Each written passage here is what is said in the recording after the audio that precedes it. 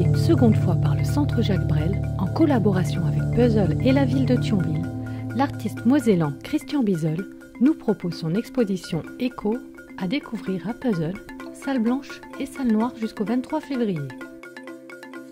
Nous avions eu l'occasion déjà de l'exposer en 2006 dans le Centre Jacques Brel, place de la Gare. Et une dizaine d'années après, nous avons renouvelé l'invitation. Donc nous voulions présenter le travail actuel de Christian Bizel, qui s'articule autour de grandes toiles qu'il intitule Polymorphie, et des grandes toiles aussi autour du nomadisme. Donc son évolution était vraiment intéressante à montrer. Lorsqu'il a visité la salle noire, qu'il se plaît à présent à nommer sa grotte, son antre, l'artiste s'est immédiatement approprié l'espace, s'imaginant une scénographie inédite, labyrinthique, où les œuvres se parlent et se répondent.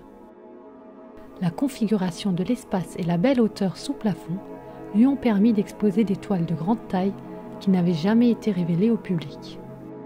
Écho parce que voilà, j'ai un travail depuis longtemps qui fait rapport à la répétition, rythme, etc. Comme le ferait l'écho lorsque l'on produit un son en certains lieux, sauf que là, l'écho est graphique, c'est-à-dire qu'il est visuel. Ce sont des signes répétés qui sont développés soit à la surface d'une toile, soit sur papier.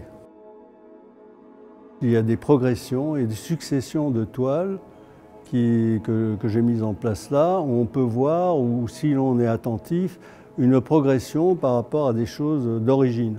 Par exemple, ce qui est des années 82, etc.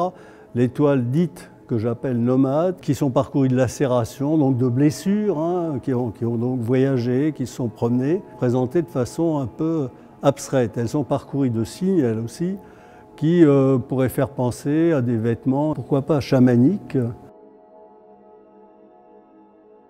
Et à côté de ça, j'ai un travail sur la polymorphie, aussi habité de signes répétés, mais qui eux sont beaucoup plus organiques, hein, où l'origine serait plus dans l'observation de la nature, hein, de sa diversité.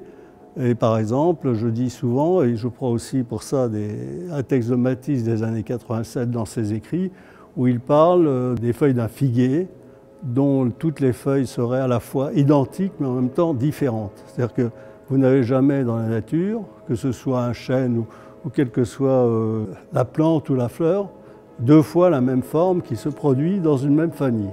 Et donc ça serait la base de ce travail sur ce que j'appelle la polymorphie.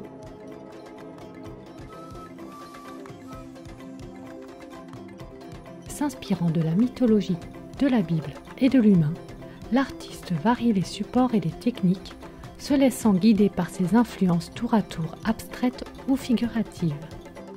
Avec Écho, Christian Bizel nous offre une œuvre à la fois complète et éclectique. Un catalogue a été édité pour l'occasion. Il est disponible en vente au Centre Jacques Brel.